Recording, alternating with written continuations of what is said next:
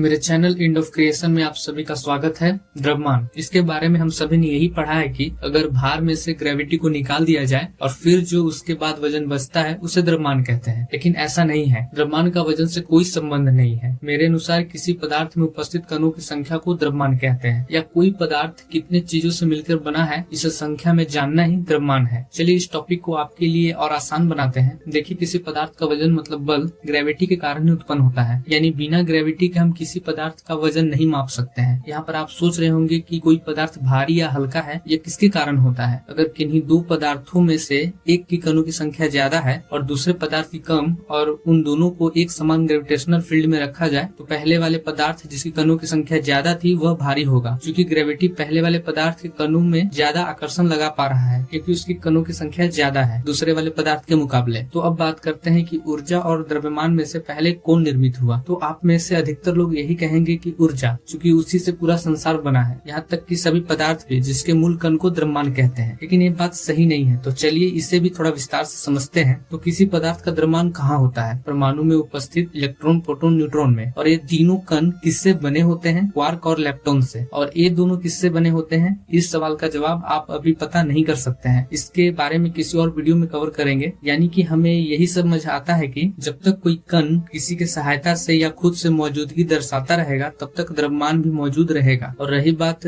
ऊर्जा की, तो ऊर्जा कोई चीज नहीं बल्कि एक प्रक्रिया है। क्योंकि ऊर्जा 5 घटकों से मिलकर बना है। अगर आपने मेरी पिछली वीडियो आपको देखा हो तो, और आप यहाँ यह भी समझ सकते हैं कि अगर ये पांचों घटक उपस्थित हो तभी ऊर्जा का अस्तित्व होता है। लेकिन द्रव्यमान में ऐसा नहीं है, वे इन सब के बिना भी अस्तित्व कायम रख सकता है। अभी तक आपने यह समझ ही लिया होगा कि इस संसार का अस्तित्व किसके कारण है, यानी द्रव्यमान, और इसकी सही परिभाषा क्या है। लेकिन अब आपके मन में यह सवाल उठ रहा होगा कि आखिर द्रव्यमान बना कैसे, या इसकी उत्पत्ति कैसे हुई। तो इस सवाल के जवाब के लिए अभी आप तैयार नहीं है। हाँ, लेकिन इतना जरूर तैयार है कि आप जान सकें कि कण आपस में मिलकर पदार्थ का निर्माण कैसे करते हैं, कि कैसे कोई पदार्थ अपने संरचना को प्राप्त करते और बनाए रखते हैं। सबसे पहले आपको यह जानना होगा कि पदार्थ के परमाणु के नाभिक में उपस्थित प्रोटॉन और न्यूट्रॉन और नाभिक के चारों ओर गतिशील कण इलेक्ट्रॉन कैसे और किससे मिलकर बने होते हैं। तो प्रोटॉन और न्यूट्रॉन क्वार्क के समूह और ग्लूओन, जो कि क्वार्क को आपस में बांधे रखता है, से बने होते हैं, और इलेक्ट्रॉन लेप्टॉन कण से मिलकर बने होते हैं। अब समझते हैं कि इनके बनने की प्रक्रिया के दौरान क्या होता है। तो ऐसा माना जाता है कि हिग्स फील्ड नामक क्षेत्र पूरे संसार में फैला हुआ है। इस क्षेत्र के बारे में सबसे पहले 1964 में ब्रिटिश भौतिकविद पीटर हिग्स और उनके सहयोगी फ्रांसवा एंगलर ने बताया था। लेकिन इस चीज का प्रमाण 2012 में हिग्स बोसोन के मिलने के बाद दिया गया। हिग्स बोसोन हिग्स फील्ड में उपस्थित कण होते हैं। जब